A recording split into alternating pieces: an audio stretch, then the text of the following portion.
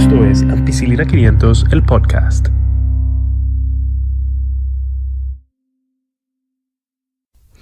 Sean todos bienvenidos a esta nueva entrega de Ampicilina 500, el podcast.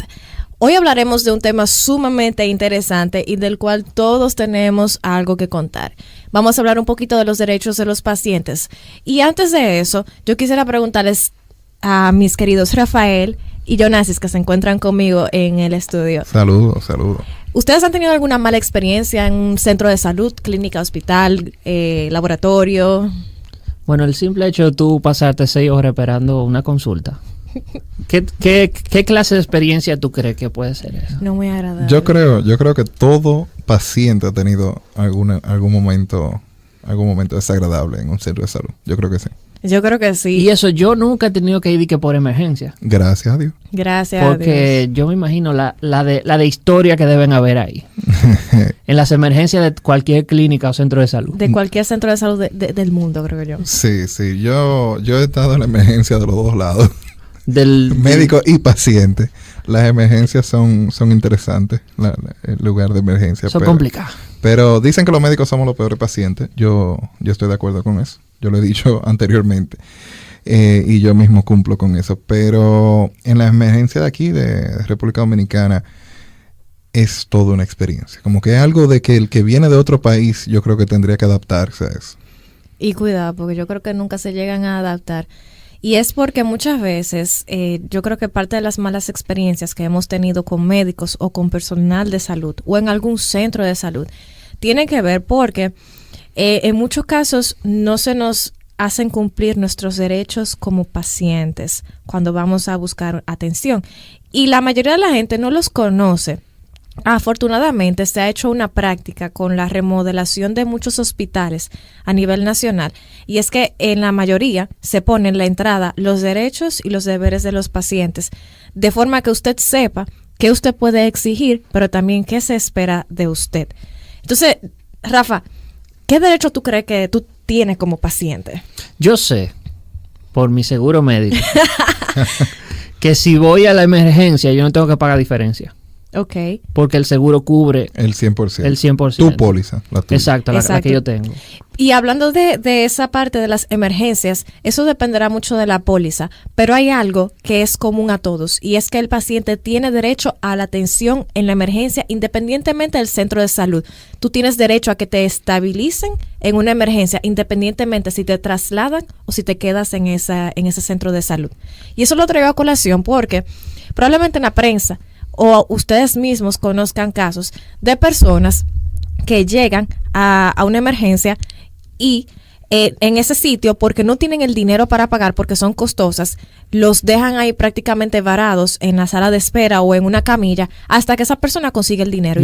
Yo tengo un amigo que él fue porque tenía un dolor en la parte abdominal y él se sanó él solo en la emergencia. Cuando le dijeron el depósito. Exacto. No, él se quedó esperando para que lo atendieran. Él se le quitó y se fue. Sí, cabe destacar que uno de los derechos, como dice Katherine, es recibir atención médica adecuada. Exacto. Y un trato digno y respetuoso. Pero en las emergencias se utiliza algo que muchas veces a los pacientes no les gusta, no lo comprenden, porque todo el que va a una emergencia no es porque quiere, lo primero. Es porque tiene alguna queja, alguna situación que lo llevó allá. Y si son buenos dominicanos, es después de que ya está complicado, porque no iríamos cuando se puede resolver sencillo. Entonces, ¿qué sucede? Que en la emergencia se utiliza un sistema de triaje, se llama. Y es que los casos atendidos son en orden de severidad. Y en algunas emergencias. Que debería ser así. Sí. Debería ser así. Porque lo digo por Rafa, que menciona a su amigo que se curó por el dolor. Así mismo como ese dolor pudo haber sido una indigestión, también pudo haber sido una apendicitis. Exactamente. Y él dice que se curó y todo, y gracias a la suerte que no fue nada complicado. Pero en nuestros centros hay que evaluar si cuando se está haciendo triaje se hace de manera correcta. Y a veces el triaje depende de la recepcionista que esté ahí. Si lo ve muy malo y no de un enfermero, de un médico, sino de la persona que te recibe. Si lo ve muy malo, lo entran a una camilla, si no está tan malo y esa persona entiende como que no, que se puede mejorar con el tiempo, que no necesita atención tan inmediata, Al lo ojo por dejan ahí. ciento. Exactamente, al ojo por ciento. Y esa persona está capacitada según ellos. Según O su sea, mente, el esa que- persona está capacitada porque tiene mucho tiempo trabajando. ahí. Y a veces ni eso, a veces simplemente Qué buen chiste. que se queda a la interpretación de la persona que está recibiendo, que es simplemente un empleado más, que no necesariamente es un personal de Pero salud tanto per se. en la parte pública como en la privada. Yo sé que en la privada, pero también en la parte pública. En la parte pública depende del centro Porque de salud. ahí es mucho más interesante. Yo todo trabajé en triaje en la parte pública y te puedo decir que el triaje era una segunda consulta. Ahí llegaba de todo. Eso No, era porque el tigueraje de aquí es déjame ir por emergencia porque así me ahorro tener que esperar consulta y me ahorro la consulta porque seguro cubre 100% la emergencia. Exacto. Entonces, eso. mira, Eso se puede. Eso se hace. eso se hace, No no, se no es lo debe. más correcto. Porque congestiona la emergencia, entonces en el caso de que llegue una verdadera emergencia, entonces tú estás estorbando. Mira, yo entraba de 8 a 4, a veces yo llegaba a las 7:30, 7:45 y te puedo decir sin mentirte que a veces yo tenía 40 pacientes esperándome. 40 pacientes para yo, así como tratar de verificar qué tú tienes, qué te pasa, para tratar de ver si me quedaba yo con esa persona, si lo mandaba a la emergencia de medicina interna, pediatría, ginecología, y con cuidado porque a veces yo lo mandaba para otro lugar, para la emergencia de medicina interna, por ejemplo, y me decían, doctora, pero eso usted lo pone a manejar en triaje, y yo como que no tengo espacio, no tengo camina, yo no tengo nada para hacer aquí porque era un consultorio pequeño. Eso te iba a preguntar. ¿Cuánto tiempo duras tú con 40? O tú lo vas matando así. ¿Tú qué tienes? Tal, para allá.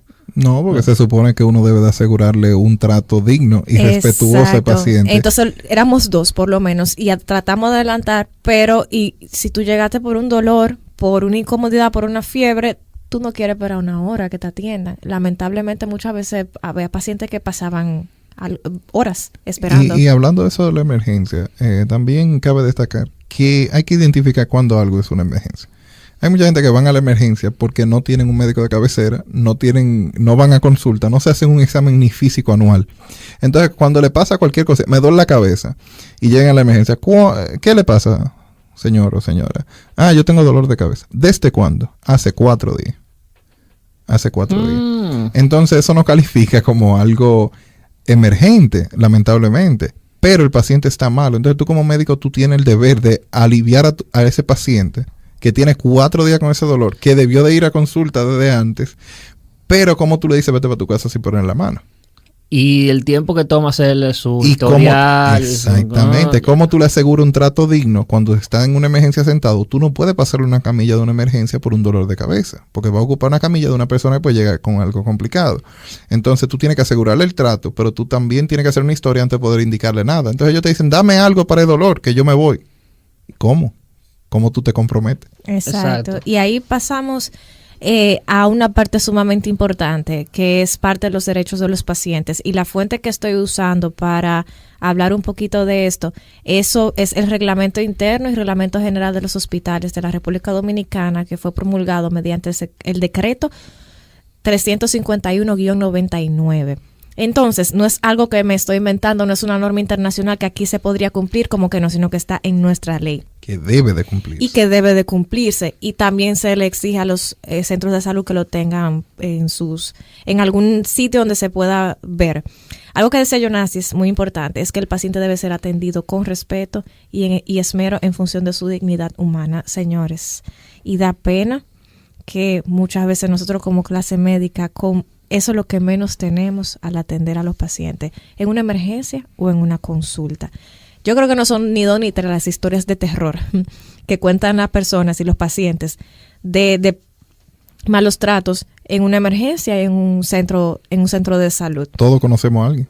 A mí me pasó recientemente que fuimos a una emergencia de un centro de salud de aquí de Santiago y yo le dije, fue por una emergencia de un familiar, y yo elegí ese centro de salud no porque necesariamente yo crea que es el mejor, aunque es muy bueno, pero fue porque yo conocí a alguien ahí en ese centro de salud, no fue por nada más. Era porque yo sabía que esa persona podía ir a ayudarme y yo no tenía que enfrentarme al maltrato y a lo que sea que una persona que estuviera amanecida, que estuviera de mal humor, pudiera decirme o pudiera dejar de decirme. Porque obviamente como yo no tengo clínica, ni hospital, ni tengo centro de salud, no la podía atender yo misma por la envergadura de esa emergencia. Entonces, el punto es que ese colega, prefiero darle el beneficio de la duda y pensar que quizá estaba un poquito cansado, estaba trasnochado, porque a veces pasa, como que no presentó un trato... ideal. No fue ni, como decimos aquí, ni fu ni fa. O sea, ni se presentó, ni buenas noches, sino que se sentó así como desganado y le preguntó a la paciente, dime, mi amor, ¿qué es lo que pasa? ¿Ese es tu ¿y cuándo conocido? fue eso? No, ese no fue mi conocido. Ese fue la persona, el colega que nos atendió en triaje de ese centro de salud. Okay. Después llega la persona que mi conocido mandó, excelente médico, nos atendió sumamente bien. Por cosas yo me tuve que ir del centro de salud y dejé a esa persona con sus otros familiares, a ese paciente con sus otros familiares. Y al final de cuentas, a mí me llamó mucho la atención que esa persona fue por una herida. Esa herida no la suturaron. Lo que le pusieron fue, la trataron de aproximar, y lo que le pusieron fue como una especie de tape en la herida. Es un Steri-Tape. Steri-Strip. Uh-huh. Gracias. Y a mí me pareció interesante que no se lo pusieron bien. Esa persona ahora anda con su cicatriz. No le explicaron qué ella tenía que hacer con esa herida, cómo se la debe lavar, cada qué tiempo, cuándo se podía quitar eso, dónde debía ir. Las recomendaciones generales se las dio la persona que fue, porque mi conocido, mi amigo, mandó a esa doctora. O sea que si no hubiese habido esa intervención de por medio de la gente que yo conocía, de mis amigos allá, probablemente hubiese tenido una atención mediocre en mi opinión personal. O sea que esa no la irrespetó en ningún momento, pero pudo haber sido un poquito mejor el trato. Y estamos hablando de algo que no tuvo ninguna relevancia, no fue nada de que hubo negligencia médica, de que la irrespetó.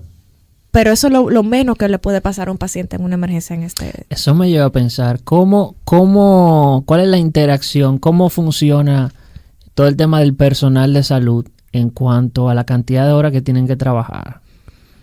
Y específicamente los casos de las personas que están haciendo residencia. Eso es un tema. Que comienzan a hacer residencia.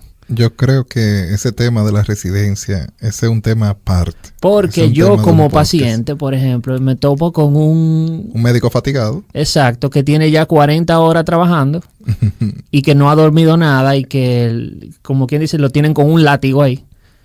Yo quiero que me atienda una gente que esté en sus 5 sentidos. Claro, y es lo justo. Y es lo que merece el paciente. Lamentablemente en nuestro país no hay leyes que protejan al residente. Hay una ley de trabajo, un código de trabajo, pero lamentablemente cuando uno trata de tener eso como referencia para exigir una mejora, te dicen que no, que el oficio médico es diferente, que eso no se rige por el código de trabajo. Y digamos que no, porque yo entiendo que si ya cuando tú eres residente, tú eres empleado de un centro de salud y se supone que tienen que algunas partes del código de trabajo deben aplicarte. Pero digamos que no lo hubiese. ¿Quién protege al médico? O sea, lamentablemente las instancias superiores que deberían hacerlo, no, muchas veces, por alguna razón, pues se hacen de oídos sordos y de ojos ciegos, porque no son ni una ni dos las historias de colegas que porque usted no fue con la corbata bien arreglado, porque no llevó una correa, o como los zapatos tan sucios, como si fueran militares, o los zapatos tan sucios, porque los zapatos blancos están sucios, lo dejan y llovió preso, ese día por lo que sea, 24 horas, y te dejan preso o te dejan que no te puedes ir de tu casa trancado por 24, 48 horas. Como lo que falta es un fusil. No, y mandarlo para la guerra. Pero en mi tiempo de internado, en nuestro tiempo de internado, hubo un caso con unos jóvenes que ellos eran residentes de ortopedia, pero tenían que hacer el primer año de cirugía. Uh-huh. Y ellos duraron 3 meses, diario. Y con servicio un día sí, un día no.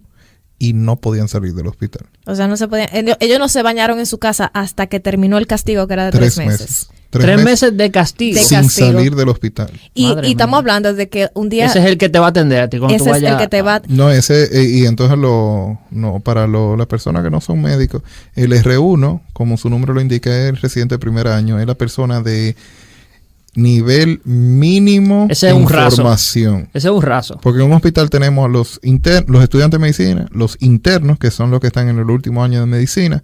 Después de ahí pueden haber pasantes, que son ya graduados. Pero entonces en formación de especialidad, el R1 viene siendo el mínimo. Que ya eso después que tú pasas, ya te graduaste. El R1 manda al interno y ya. Ese es como su rango. trabajo. Pero entonces todo el trabajo del R2, el R3... Le están cae al por encima, R1. Le cae en el R1 y es la persona que está en la primera línea de la que batalla. Entonces el R2 y el R3 tienen Se distribuyen. pero tiene sus encontronazos, porque todo viene a caer encima del R1. Sí, pero es que es un asunto de rango. Por ejemplo, la medicina en nuestro país, información, y esto es como un desvío del tema, es qué tanto mandado tú vas a hacer. Entonces un interno le hace todos los mandados a todo el mundo. No tiene rango. El pobre interno. El pobre interno, como es un estudiante, yo qué, para hacer mandado, búscame esta analítica, búscame aquello, llévate paciente allí.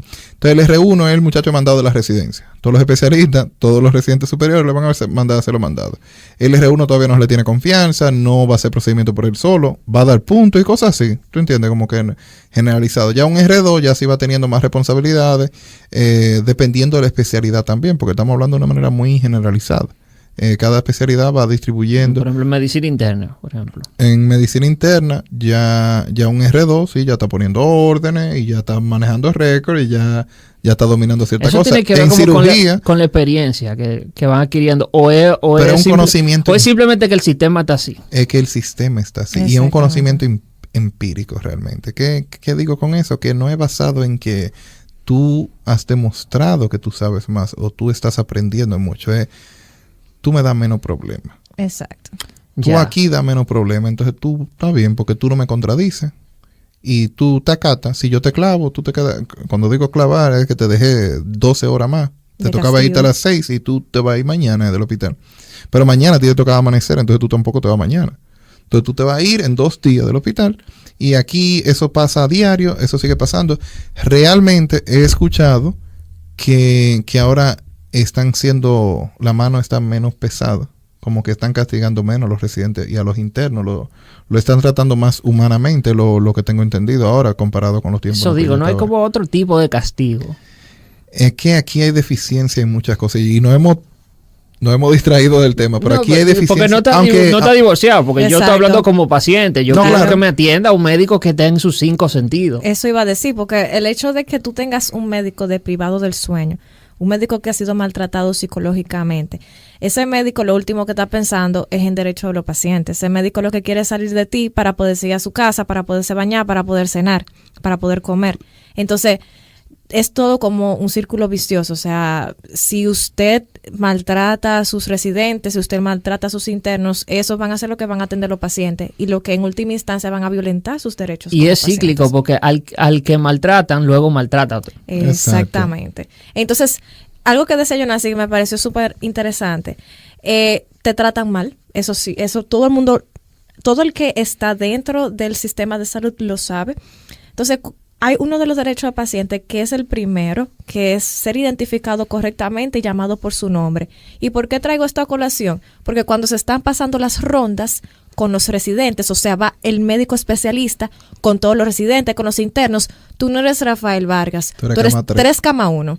Exacto. Sala 3, cama 1. Entonces yo no te digo Rafael Vargas vino, no, yo voy a decir el paciente de tantos años de edad se encontraba en buen estado de salud hasta, y ahí voy a decir tu historia. Tú vas a hacer una cama. Un número.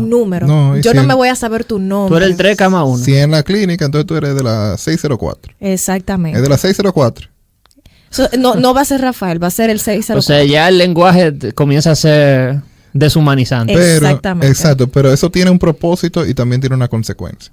Entre médicos, a la hora de discutir un paciente, utilizar su nombre puede ser sobreescuchado y también delata información privada del paciente. Entonces, por eso se evita repetir mucho el mismo nombre. Usamos el número de caso, etcétera, etcétera, etcétera, cuando estamos entre médicos discutiendo el trato de un paciente. A la hora de dirigirme al paciente, el médico siempre debe dirigirse de manera respetuosa y la mejor manera es con tu nombre. Primer nombre, Rafael, ¿cómo te sientes esta mañana?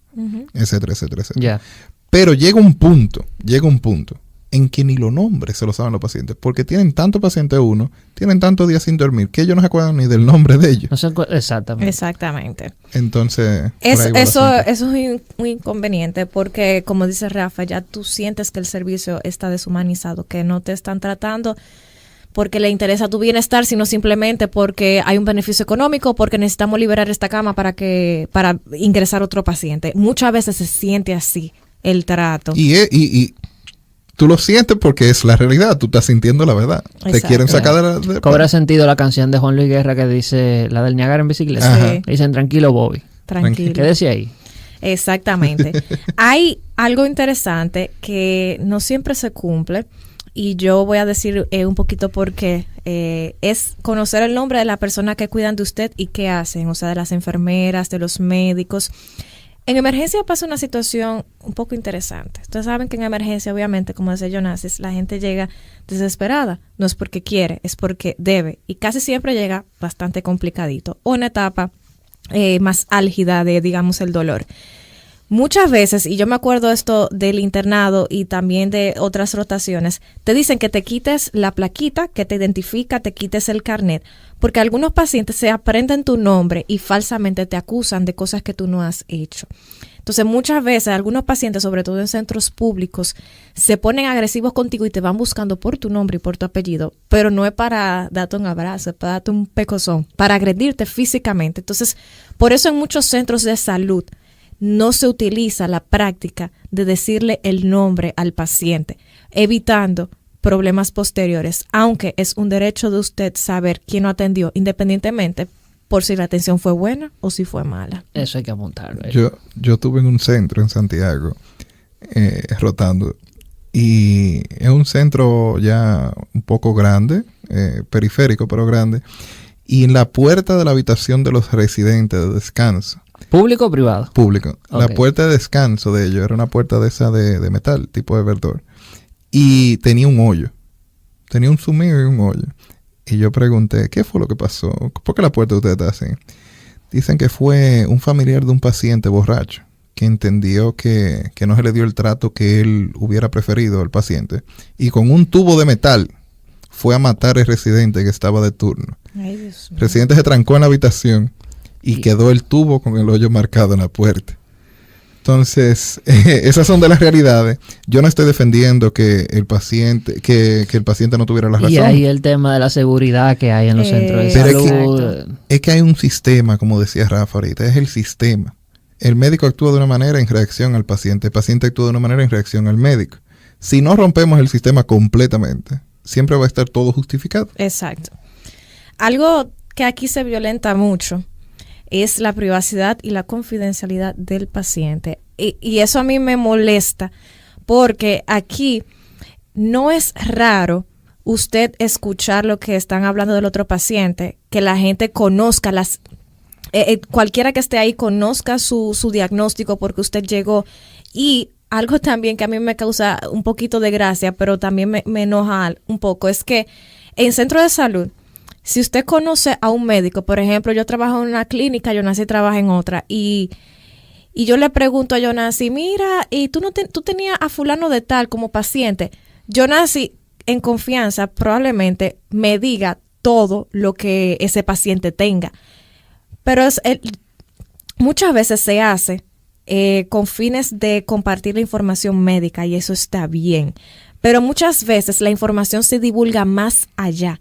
Entonces, ya en muchos casos, lo digo porque lo he escuchado como en forma de chisme, y fulano de tal no estaba en tu centro y no tenía tal diagnóstico, y entonces la gente se va en una, sobre todo los médicos, dando información de un paciente que el paciente simplemente no le ha autorizado, y no es con fin médico, no es una interconsulta, no es Jonasi. Mira, yo tengo un paciente que se me complicó por tal razón. ¿Qué tú crees que podríamos hacer? No es con eso, simplemente para llenar ese morbo. Entonces aquí no se respeta el récord médico eso es que ese también otro Ni la derecho, privacidad. que tú tienes derecho a tener acceso a tu récord médico y que te lo den, pero tampoco se respeta la privacidad. Muchas veces se deja el récord por ahí volando y cualquiera podría verlo. Y muchas personas le ponen la mano al récord, porque va desde el médico, especialista, las enfermeras, los internos, el camillero, el que te va a tirar O sea la que placa. tu vida entera pasa por ahí, por los ojos de muchísima gente. Exacto, y por eso fue que yo dije ahorita, cuando hablamos del nombre del paciente, cuando yo me refiero a ti como paciente, yo debo utilizar tu nombre. Rafael, ¿cómo estás? Pero a la hora de discutir tu caso, no debo de utilizar tu nombre, o debo de evitarlo, porque con eso yo mantengo tu privacidad. Exacto. Porque hablando, si yo me encuentro en el pasillo con el técnico de radiología que te va a tirar la placa, que yo te indiqué, mira, me le tomo una PA de pecho, una radiografía de pecho, y me dice, sí, ya yo la tomé, llegaron los resultados de la tomografía que yo había indicado en el pasado. Mira, salió con esto y aquello. Cualquier persona que estemos escuchando, que Rafael salió con esto y aquello, entonces ahí yo estoy violando tu privacidad. 1, por discutir tu caso en el pasillo, y 2, por usar tu nombre porque te están identificando. Sin embargo, te protejo diciendo no, porque mira, el paciente, que es yo cuánto, estamos en otra área, por lo menos no te conocen directamente. Y yo no sé si ustedes se acuerdan, de hace unos meses salió un caso bien interesante de una persona que se introdujo un objeto por el ano, y esa imagen salió circulando por todos los medios de comunicación digitales. En Estados Unidos, que siempre salen... No, aquí. Esa fue en Santo Domingo. En Primer Impacto, que siempre salen ese tipo de cosas. Esa fue en un centro público de Santo Domingo. Entonces el problema fue que alguien tomó una foto de la radiografía y la compartió. Entonces, el propósito de haber compartido esa imagen no fue para discutir el manejo de ese paciente, fue para reírse, para crear morbo. Para los memes. Exacto. Y entonces, ¿qué pasa? Mucha gente ha dicho, bueno, que la información médica se comparte así para saber bien, pero la información médica se comparte en contexto médico, en un congreso, entre colegas, en una revista médica y previo consentimiento del paciente. Si yo quiero que esa información salga, aunque se omita el nombre y se omitan todos los datos que podrían identificar a ese paciente. O sea, tú tienes que ir donde el paciente y pedirle permiso. Claro escrito. que sí. Por escrito. Ya. Por escrito. Idealmente escrito. El paciente puede sentir, pero idealmente escrito. En ese caso particular, que quienes lo vieron, me imagino que ya entendieron, en la imagen no había información personal del paciente. Y eso es un progreso, diría yo, a nivel de nosotros, porque aquí lo que vende es el morbo. Y eso hay que reconocerlo. Y la gente se pregunta, ¿y quién es ese? A nivel de medicina vende el morbo, pero como dice Catherine, se requería de consentimiento del paciente, y agregar una foto por WhatsApp, como tú aseguras que hubo consentimiento. Exacto. Y en el caso de allá, se estableció que no, porque la persona que compartió la imagen, que la tiró, fue sancionada, según tengo entendido. Sí. Con respecto a eso del morbo, yo creo que es algo que cabe destacar ahora en la privacidad del paciente, porque hay muchos casos, y hablando de, yo conozco un médico allí, yo conozco fulano es radiólogo en tal sitio, yo voy a llamar a ver qué me dicen de fulano que está enfermo. Eso es una práctica que hacemos aquí, en parte por vagancia, porque llame usted directamente a familia del paciente y pregúntele, o párese de su cama y vaya y visítelo. Pero hay que entender algo. Todos tenemos derecho a la privacidad, y es muy bueno usted enterarse de que cuando María está mala y usted llamar al amigo suyo que es médico, pero usted ha pensado en el caso de que usted tenga algo y usted quisiera mantener su privacidad, todo lo que va viene. Si así mismo como cuentan de Rafael, lo que le pasó a Rafael, y mandan la foto, así mismo van a mandar la de usted, y como usted la compartió, no puede quejarse cuando esté pasando. Exacto. Yo entiendo que ningún paciente debe de sentirse en riesgo de que su condición médica, porque al fin y al cabo no importa cómo usted llegó al médico, si requiere de un médico, usted tiene derecho a que eso no sea de información pública. Claro. Salvo ciertas infecciones o condiciones que hay que compartirla con salud pública. Sí, que son de notificación obligatoria, pero se notifica casi siempre se notifican con los datos, pero eso ya es Pero también privado. Debe ser manejado de manera privada. Pero conociéndonos nosotros que hemos estado en el sistema de aquí y viendo las cosas, hay situaciones, hay enfermedades. Yo me he enterado de enfermedades que tienen personas que yo conozco sin preguntarlo. Porque me dicen, fulano tiene tal cosa. Muchas de las veces son enfermedades estigmatizantes. Uh-huh. Y lo empeoran porque esa persona, oye, tiene derecho a su privacidad, yo no te estoy preguntando. Exacto. Pero hay gente que tiene esa necesidad de compartirlo. Y de saber. Uh-huh. Y eso a mí me ha pasado, me pasa prácticamente a diario, cuando llevan un paciente y viene uno más atrás diciendo, ¿y qué era lo que tenía fulano de tal? Y fue por ejemplo, hubo una paciente que tuvo una crisis y hubo que intervenir y todo el mundo fue, ¿qué fue lo que le pasó a fulana, a esa persona? Y nosotros dijimos como que no te podemos decir, o sea, lo que tú viste, eso fue lo que le pasó. Si tú no viste nada, entonces para ti no le pasó nada. Hubo que tratar incluso de instruir a las secretarias, a la enfermera, a las personas, incluso del público que estaban ahí, en cómo comentar esa situación cuando otras personas les abordaran al respecto. Eso es sumamente importante y eso es como todo un tema, el derecho a la privacidad. Algo interesante también, que aquí no se toma como que mucho en serio, es el médico que está tratando el caso debería decirle siempre que se pueda al paciente cómo se va a actuar en su caso y permitirle también, dentro de lo posible, por supuesto, participar en las decisiones. Hay un derecho que todo el paciente tiene que se llama autonomía. Sí. Y es la capacidad de yo decidir qué hago con mi vida y con mi cuerpo y con mis decisiones de salud. Si el médico te dice, pues mira, esto es lo que yo te recomiendo, una quimio, una radioterapia, esta pastilla, este tratamiento, tú puedes negarte al tratamiento. Ahora, usted como paciente tiene que cargar con las consecuencias de eso.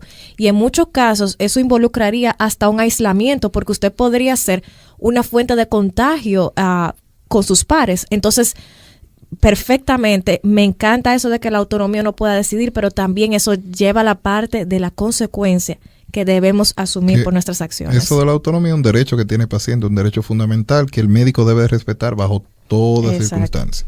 Y viene acompañado del de beneficencia, que es algo que el médico debe de actuar siempre buscando el bien. Un médico no puede, porque el paciente le diga, hágame esto, el médico, si entiende que eso no va a beneficiar, tiene más riesgo que beneficio, puede rechazarlo, puede negarse a hacerlo. Y eso es algo que pasa aquí, que hay muchos pacientes que van a decirle al médico lo que ellos quieren que haga.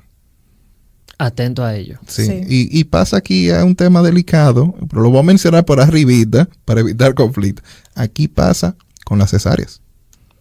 Uh-huh. Ya. Aquí no hay indicación para cesárea. Realmente debería hablarse más de eso. Sí. Porque es que las estadísticas que se publican en los medios son alarmantes en cuanto a la cesárea. Sí. Y la cesárea tiene sus indicaciones. Hay un momento en el que se debe hacer cesárea. Claro, pero aquí son electivas. O sea, tú como paciente puedes decir, yo quiero hacerme una cesárea y te la van a hacer. No, y es de dominio. Eso no lo enseñaron en la universidad. Eso es así. O yo he escuchado, por ejemplo, que llegan, sí, yo quiero mi parto normal. Pero entonces comienzan los dolores y yo quiero mi cesárea. Bueno, ya en ese caso... Y ahí llega cesárea. En ese caso depende del nivel del parto, porque ya si es un parto que ya empezó y está avanzado, hacer una cesárea solo sería en caso de emergencia. Uh-huh. Pero lo que sí sucede es que la misma sociedad, porque uno lo escucha, yo siempre digo que hay que andar escuchando. Uno lo escucha y la gente dice, no, parir eso es malo, eso duele, eso no queda igual. Es de la cosa que le van. Uh-huh. Entonces tú tienes años escuchando esto. Llega el momento de tú ser madre y tú cuando va al doctor le pregunta o él te lo propone. ¿Qué va? Te dice, dime entonces cesárea. Es una pregunta. Porque me imagino que es más fácil. Es más fácil para ambos. Sí. No hay menos dolor, aunque es una cirugía, conste, conlleva todos los riesgos de cirugía y anestesia, que un parto no. Porque un parto te pueden hacer un bloqueo que para evitar. Te bloquean las sensaciones dolorosas. Te la disminuye, pero tampoco te la elimina. Pero tú tienes control de tu cuerpo. Sin embargo, en una cesárea tú estás anestesiada. Uh-huh. Entonces, eso conlleva sus riesgos de un procedimiento de por sí. Y sangrado, etcétera, etcétera, etcétera. El parto también tiene sus riesgos, pero es fisiológico, algo que iba a suceder naturalmente. ¿Hay indicaciones cesáreas, como decía Catherine? Claro. Hay casos en la presentación del bebé, digas, el bebé no está en una posición adecuada, entonces se sopesa, tú dices, ok, él está en una posición de riesgo, si el bebé no se voltea, si yo no puedo hacerlo mecánicamente, entonces hay más riesgo dejándolo en el parto que haciéndolo en una cesárea. Sin embargo, aquí es un asunto como tú ir a una cafetería y pedir un refresco de limón o un refresco de naranja. Entonces aquí, ¿qué tú quieres? ¿Cesárea o quieres parto? Exactamente. Y para mí es un tema sumamente interesante porque ustedes dirán quizá, pero se le están violentando los derechos a la paciente porque ya lo quiso. Realmente no, porque es una intervención de la que se podría prescindir en la mayoría de los casos y no es la aproximación de elección en el caso del parto. O sea que el beneficio en la mayoría de los casos va a estar en el parto natural versus a la cesárea. Obviamente, mientras la cesárea no esté indicada, porque hay unas indicaciones bien específicas. Eso es súper importante de recordarlo. Y vamos a tratar ese tema porque está muy interesante en otra entrega. Algo que también me parece llamativo de los derechos de los pacientes es que los pacientes tienen derecho al soporte o al acceso espiritual, siempre y cuando las creencias religiosas no intervengan o interfieran con el tratamiento. El paciente tiene derecho a hacer sus rituales, a orar, a rezar, a acudir a sus guías espirituales, y por eso en muchos centros de salud hay capillas o espacios dedicados a la meditación o a la oración o al tiempo de tranquilidad. Y no solamente para el paciente, sino muchas veces para los familiares del paciente. Algo también que el paciente tiene derecho es a consultar con otros especialistas, pedir una segunda opinión sin que esto sea devenga en un trato discriminatorio del primer especialista, porque eso pasa muchas veces. Yo me estoy atendiendo con Rafa es mi médico de cabecera, y dije, déjame ver qué dice Jonasi, porque yo no sé si es verdad lo que Rafa está diciendo, voy con Jonasi. Exacto. Jonasi me confirma lo que dice Rafa o me dice otra cosa, y cuando yo vuelvo donde mi médico original, que era Rafa, entonces Rafa me trata mal porque, pero ¿por qué usted se pone a buscar opiniones de alguien Eso más? es muy común. Eso pasa, sí. Inclusive, si tú vas a otro médico, rara vez vuelve el tuyo, si se entera. Exacto. Porque tú lo sientes en el trato. Y eso es algo que... Mira, los médicos... Estamos hablando de los derechos del paciente. También los médicos tienen derechos. En este caso, el médico tiene derecho a rehusar tratar a un paciente. Eso hay que estar claro de eso. Ahora tiene que justificarlo y no puede ser en una situación en la cual el paciente salga, no haya beneficio para el paciente. Por ejemplo, tú tienes un dolor de cabeza y no es algo urgente y yo siento que no puedo o debo tratarte, pues entonces yo tengo que dejarte a ti bajo el cuidado de otra persona. Yo no puedo irme y dejarte a ti botado.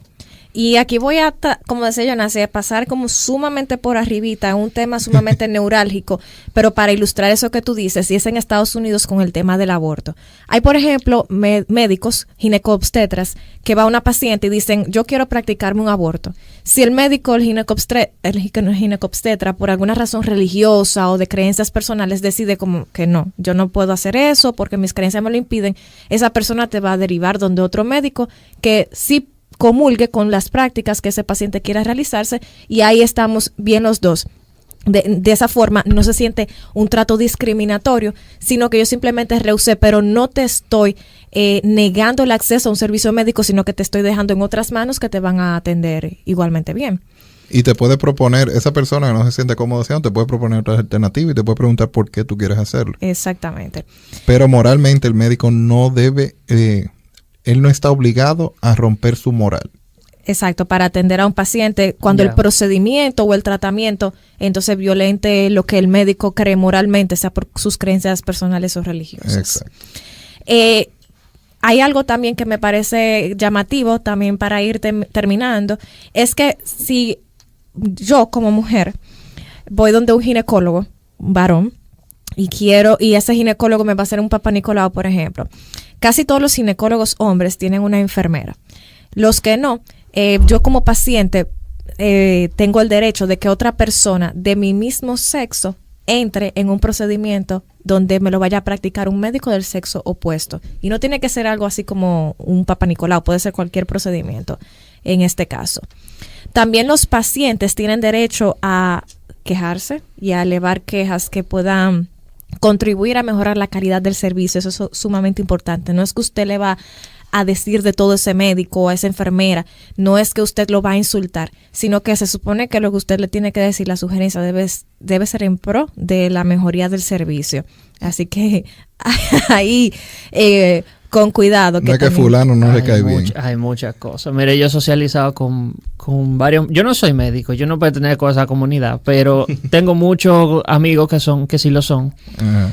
Y cuando yo le pregunto sobre el servicio del sistema o sobre el sistema de salud aquí en Dominicana, es un tema como que como que está a flor de piel, como Delicado. que es delicado, pero es como por la cantidad de cosas que tú sabes que están mal, que tú sabes que están mal. Que pero, no hay por dónde entrar. Y que tú lo haces como a regañadientes, pero tú sabes que están mal. Y yo creo que, no sé, porque uno dice, hay un colegio, hay un gremio, sí, hay un gremio, hay que se supone en papel, todo exacto, está en que papel, debe sí. contribuir, pero si no tienen ni siquiera una filial en cada provincia, o que tú tienes que ir a hacer un reguero de no sé qué cosa para poder pertenecer, y que ya después que tú perteneces, realmente no es mucha espuma y poco chocolate, como dicen. Ujú. Con un tema tan delicado como lo es la salud, Exacto. como son los médicos, como es, bueno, eso mismo. Yo pienso que a lo mejor deben involucrarse otros sectores fuera del tema de los médicos en la salud. Por ejemplo, en la clínica privada. El tema del servicio en la clínica privada no debería, o sea, para mí se me hace ilógico que sea malo el servicio en una clínica privada.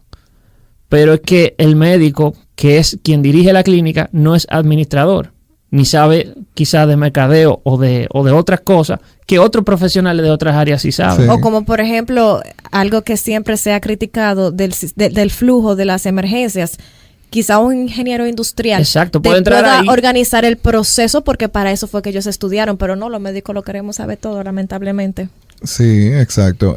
Para terminar con los derechos, antes de dar el resumen, yo quisiera agregarle que los pacientes tienen derecho a sus récords, como dijo Catherine, pero recordarle que tienen derecho a saber qué está pasando con ellos. Exacto. Me gusta hacerle hincapié a esto, a que si usted está interno o va al médico, muchas veces todos tenemos un familiar que dice, pero no se lo digan a fulano, pero no se lo digan que se va a poner peor, él no lo sabe todavía.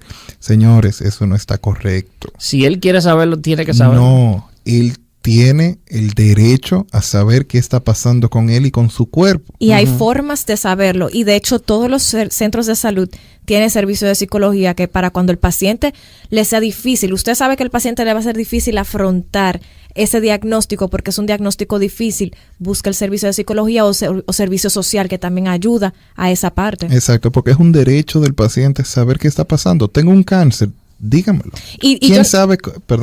¿Quién sabe cómo yo quiero pasar el último día de mi vida? Claro. Solo yo. Entonces, eso es algo que se les roba a los pacientes en nuestra comunidad. En Estados Unidos, un país ya con leyes establecidas y un poquito más desarrollado, un poquito más que nosotros, allá es obligado, por ley, tienen que decirle, el médico tiene que decirle al paciente. Y un familiar te puede solicitar, no se lo digan, pero uno no puede obedecer lo que diga el familiar, porque el paciente a quien tú estás tratando es el paciente, y a él es que tú le debes información. Entonces siempre al paciente hay que darle información. Si él no está preparado, se prepara, como dice Catherine, con los recursos que se tenga a mano, sean psicológicos, se le va hablando, se le va poniendo el tema por etapas. Exacto. Pero tienen que informárselo. Claro que sí. Y yo creo que aquí todos conocemos a alguien que fue al médico pero no sabe qué es lo que tiene. Que fue al médico pero no sabe qué es lo que toma. No, y que siempre va con un familiar, el familiar que sabe todo. Y se queda después, sale el paciente de consultorio y se queda el familiar con el médico conversando. Exacto, y eso no debería ser. La salud es un derecho individual. Y tanto los médicos como los pacientes tienen derechos, sobre todo en este caso queremos enfatizar los derechos de los pacientes. Uh-huh. Exacto, y enfatizando esos derechos es que también se le debe decir al paciente, pero también hay que evaluar la capacidad del paciente de interpretar la información, que no es tampoco díganselo y ya. Usted no puede dar problemas sin dar la solución. Exacto. Entonces también hay que dar la solución. Y hablando de eso, me gustaría que cerremos el tema ya con qué haríamos nosotros desde el punto de vista médico, Catherine y yo, y qué opina Rafa, como iba diciendo ahorita, para mejorar el sistema de salud de aquí. ¿Qué sería una experiencia ideal para ti? Mejorar el sistema de salud, que como es un asunto sistémico. En el cual se te cumplan tus derechos. Bueno, en el cual se cumplan los derechos, por lo menos dándole la información a la gente de que tiene esos derechos, de que cada centro de salud, sea público o sea privado, tenga, qué sé yo, una tablita, como tenían la fotico de la enfermera haciendo silencio, sí. Tengan también la tablita de, mira, ustedes los pacientes tienen esto y esto y estos derechos. Y también hay cosas que no se pueden hacer. Por ejemplo, los médicos también tienen esto y esto y esto derecho. O sea que toda la información en un lenguaje llano esté publicada en, qué sé yo, en los pasillos de cada centro de salud. Okay. Sí, yo estoy totalmente de acuerdo. Yo creo que empoderando a los pacientes y educando sobre todo a los pacientes y a los médicos. Los médicos acá tenemos muy poca información bioética que se da después de la residencia o durante la residencia. Muchos la tienen, pero hacen caso omiso. Yo creo que tratando de mejorar el sistema de salud, pues a nivel de la formación, creando leyes que protejan a los médicos residentes, pero sobre todas las cosas, la educación. Si hay educación, vamos a tener mejor acceso a la salud, vamos a tener mejor trato y el paciente va a estar empoderado, el paciente va a exigir sus derechos y lo va a exigir de buena forma y eso obliga al médico a tener que cumplirlos. Exacto. Yo, para cerrarlo, yo lo que voy a decir es a todos los médicos que nos escuchan que por favor traten a su paciente como si fueran sus familiares. Si usted está tratando a su papá como está tratando a su paciente, entonces está bien, ¿verdad?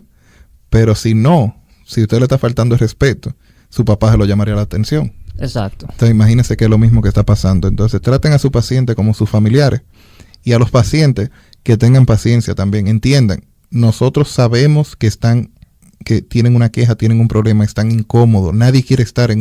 Realmente nadie quiere estar en un hospital. Nadie. Nadie. Entonces nosotros lo entendemos eso. Y es verdad, el sistema está complicado. Aquí no está en su mejor punto. Pero para llegar a mejorarlo, todos tenemos que poner de nuestra parte. Los médicos tenemos que tratar a los pacientes como ellos se lo merecen y tienen sus derechos, pero los pacientes también tienen que poner de su parte. Y yo creo que así se progresa, se mejora. Yo creo que así se mejora. Muchísimas gracias por habernos acompañado en esta edición de Ampicilina 500, el podcast. Los esperamos para nuestra próxima entrega.